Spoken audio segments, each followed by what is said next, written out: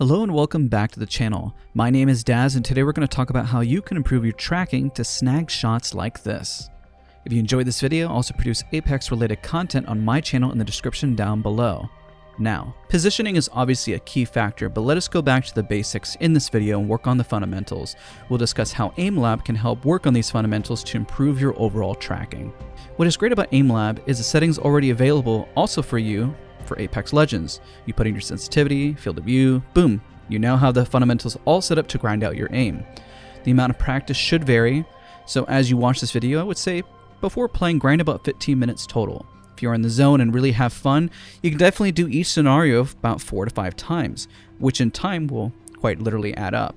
I will showcase a clip of Apex Legends and switch to AimLab and see obviously how it can translate to each scenario. Let's start off with motiontrack ultimate. We're going to start off on a big scenario here, which is a very solid one and puts the pressure of flicking to a target and continue to track. The time to track is very similar to the amount of time you land a perfect spray on Apex Legends. It's good to test out your stability if your sensitivity is too high, or notice your speed of your sensitivity is too slow. Find the sweet spot here and work on keeping your aim and hand stable. As you keep going through scenarios, this is obviously going to get more difficult, and I'm going to take you on a journey how to actually improve your tracking. Now let's start pretty basic. Circletrack ultimate. This scenario focuses on a full 360 movement horizontally. This is just to get used to your aim in a full 360 movement. When utilizing this scenario, ask yourself, is my sensitivity too slow? If so, can I properly flick to the target to continue tracking? Is my sensitivity too fast? Am I struggling to keep my aim stable on this target? Make sure to focus on utilizing your full mouse pad. Don't lift so consistently. It is something I will repeat consistently throughout these scenarios, but focus on utilizing the full mouse pad. The reason? When in Apex Legends, you'll need to react quickly and use parts of the mouse pad you are not used to. You will need to be put in scenarios where you flick and track to an odd spot, and this will help you identify where your aim is weak. Mostly because in Apex Legends, there's a lot of insane legends like Octane when he uses his jump pad, Pathfinder with his grapple, or Horizon when she uses her Q and tracks up. So now as we talk a bit about verticality, let's talk about spheretrack standard. Now what we want to do in this scenario is take the horizontal aim that you're working on and add some verticality to it. By doing so, you'll now see how much height you will utilize on your mouse pad, but also when you need to reset to lift, and you can keep your aim obviously stable. So again, just to reiterate, this is a great scenario to improving your overall mouse control from a full 360 movement horizontally and vertically. Let's discuss the next scenario, which is startrack standard. In startrack standard, we're going to focus on keeping your aim stable in a straight line as you track. This is going to really highlight your lack of stability, but also the bounce of tracking from start to finish. So an example, when you're using the R301, the R99, or the Volt, you need to have the smoothness laid out before you introduce the recoil pattern.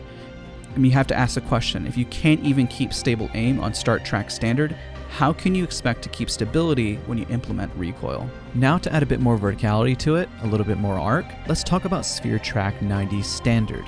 This is going to hone in on your aim.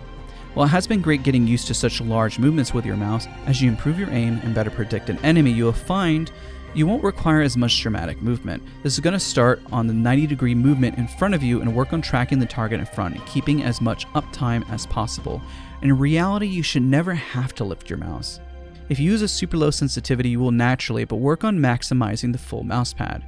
In Apex Legends, there's a ton of movement, as we mentioned before, and we want to prep you for that and get you more comfortable for what's going to be coming right in front of you. Now, as we take this to another level, we're going to talk about arctrack standard. Now with arctrack, we're going to focus on that same movement, but take it to another level with a 90 degrees in front of you. We're going to focus on the full movement as individuals arc. This is great, again, as tons of characters arc, whether it's Horizon dropping out of her tactical, whether it's Pathfinder yeeting himself in front of you, or Octane doing a jump pad, or even somebody tap strafing in front of you, or perhaps somebody slide jumping and just trying to get away. The idea here is to smooth out your aim as individual players arc in front of you. Because unfortunately, when you're playing Apex Legends and when somebody's jumping from height, from different angles, nobody's going to be falling in a straight line perfectly for you. It's always going to arc, and you need to get used to that overall movement and mouse control with your hand. Microstartrack standard. Notice as each scenario is becoming more refined in terms of tracking, when you control recoil hitting any target from a distance, you'll find the movement required is much smaller than you realize.